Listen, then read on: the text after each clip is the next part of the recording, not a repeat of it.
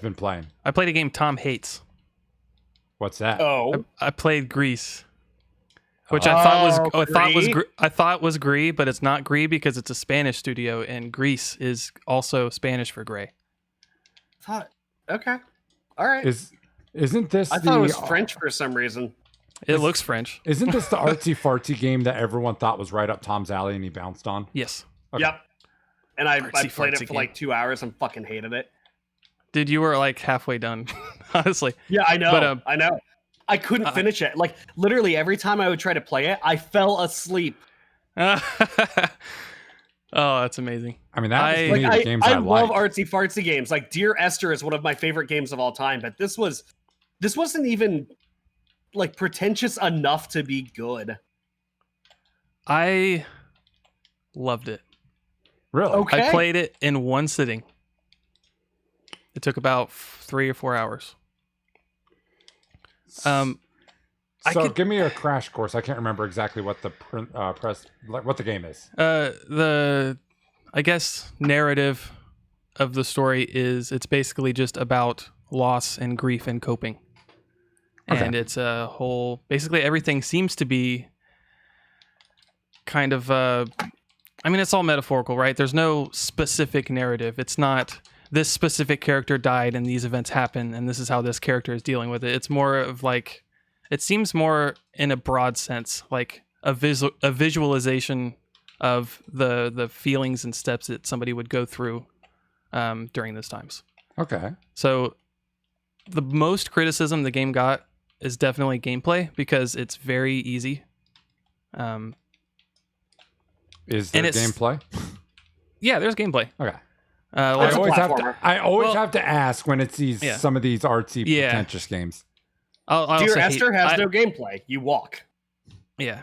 And a lot of people, I mean, people might call it a walking simulator. You know, all you do is hold W the whole time, and that's not fair. It's a 2D game. You hold D the whole time. But no, it's actually not a walking simulator either. There's actually platforming gameplay and some really light puzzles. But it's very easy. There's no fail state, which is very intentional. Like there's no. It's hard to say. I don't want to say there's no gameplay, but it's not very game-y, right? Like you're basically, you have to collect these little orbs on the map to unlock the thing to the next part of the map, and then you get abilities as you go on that change how you move around and stuff. It's not there to be a game. It's there to be more of a statement / story kind of thing, I'm guessing. Yeah, it's more of a. It's really it only exists to show off the art. That's it. And I have to say, like I will admit, the art style is gorgeous. It's absolutely beautiful. Like you could take a still screen of almost any moment in the game and make a really nice desktop wallpaper out of it. Like it's all very pretty. The soundtrack is amazing. I've listened to the soundtrack probably 10 times since I played it. Prototrix asked which game is this? It's Gris or Gris, however, whatever. Gris. Gris. It's definitely not for everybody though, because there are some things about it that if you're expecting like a Hollow Knight or a Braid or a Shovel Knight or like a combat focused or heavy puzzle platformer, you're not going to get that. You're basically, it keeps you busy enough and engaged enough, I thought, to be something that you can just relax and play and really take in the imagery and the sounds and the emotion that the game is trying to convey, which I thought they did very well. It definitely, I don't know, I felt it right here. Even though it's not a specific narrative, it encapsulates the feeling in a way that I thought was really effective. It was really, really good. I'll probably play it again at some point, years down the road or whatever. I might have to try it again. I didn't get what I wanted from the narrative strong enough to keep me playing that game. Yeah, and that was my biggest issue with it. It's very abstract, and the narrative it's telling is a very simple. I don't want to call it a story almost. Like it's kind of a story, but it's like if you boil down what a story is at its very core element, it's basically that. It's more about the concept of what the story is than a specific narrative, I guess. Okay. It's about loss and dealing with the loss of somebody. I watched a video after I played it because anytime I play a game, I usually look up videos after I play it to see what I missed, right? And I guess a lot of the game's stages kind of revolve around the 5 stages of grief. So that's kind of cool. Which are what? Anger, denial, bargaining, depression, and acceptance, and probably in the wrong order. But each stage seems to represent one of those things. And kind of the main visual gimmick at the beginning or throughout the whole game is how it deals with the colors of the game. So at the very beginning, it's all in black and white. And then you get to a certain part of the stage and then it introduces red. And then you get to another stage and then it introduces green. So you have green and red. And it goes through until you get through all of them. And Do you end up in full color? Yeah. But I just thought the whole game was just absolutely beautiful, not just visually, but conceptually. And it really, I don't know, resonated with me and didn't with Tom. And I can completely understand why.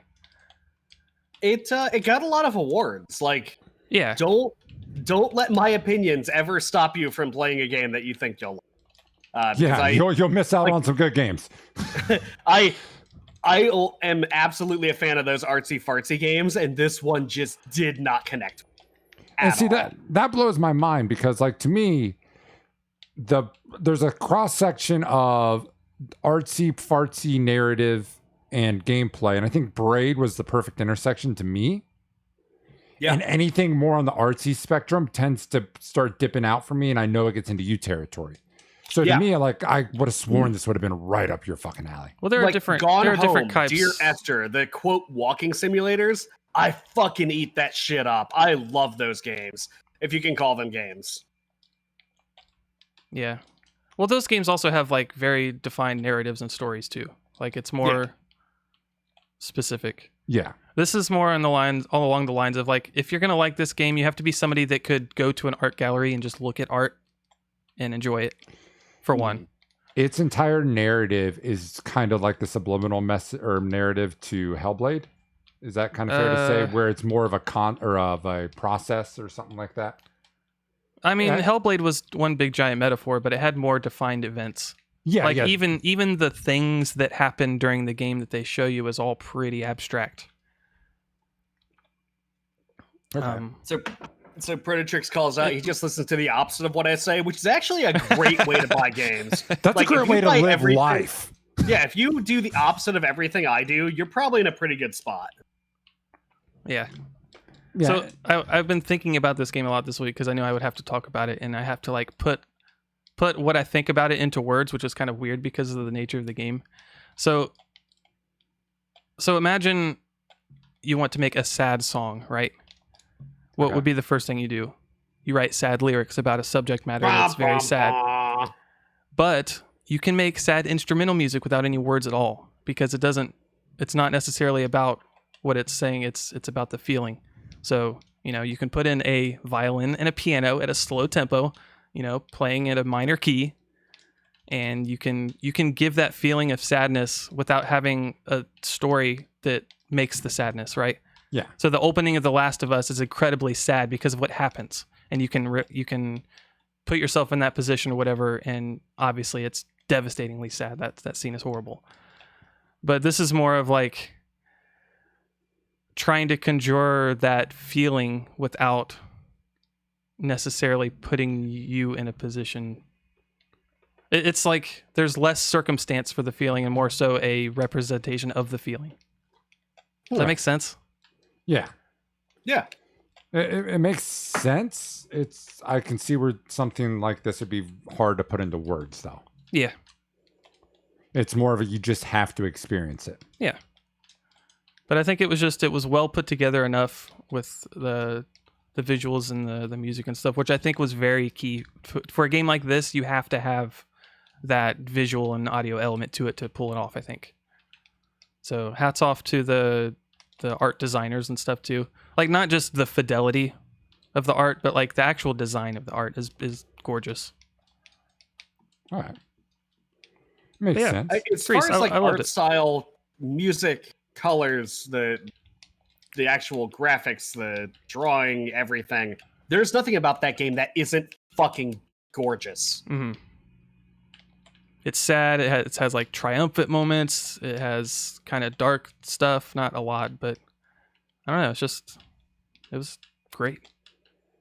It was Gris. Now there is a part that I saw got a lot of criticism is you're being chased by something and you like in a normal game it would be a boss fight or a chase sequence, right? And then if you don't do the thing, then you die or and have to start over. And the game basically takes control over your character to where you don't have to do anything. And a lot of people had issue with that. But does it eventually get through, or does it just give you unlimited tries, essentially? No, like you can't. There's no fail state at all. Okay. The game will not stop. Well, I mean, like there's stuff where, like in Gears of War, I remember this is something I fucked around with to make a point. There's a sequence with the plane's real low, and you have to hurry up and do this so that the plane doesn't get shot down. If you don't move, nothing happens. The plane doesn't get shot down. You don't die. It literally is just putting this false rush around you so that you feel stress. Mm-hmm. But if you don't do anything, nothing happens. So the avalanche in Sonic Adventure. No, you can set your controller down and it's a cutscene. Oh, that's how it works. Yeah. Okay. Which you could just think of it. Part. You could just think of it as a cutscene. Like I don't understand the issue there. It's a cutscene. It's because it doesn't look like a cutscene. You get a very small control of your character anyway during that part. Like I tried moving the analog stick around and stuff. You could only move a little bit. Like you couldn't even necessarily move enough to like dodge or whatever you would need to do if you were in actual danger. I think the issue is the messed up expectations, because up until that point didn't have like quote traditional cutscenes, right? Like there were little things that showed you certain things happening in the world, right? Like unlocking a new color or whatever happens like at the end of the stage with crumbling or anything else. I'm trying to avoid spoilers. Yeah. But it didn't actually have cutscenes. Now this cutscene looks exactly like gameplay. The fact that they give you a little bit of control means that hey, look, it's a video game, except it's not. The game's not very gamey.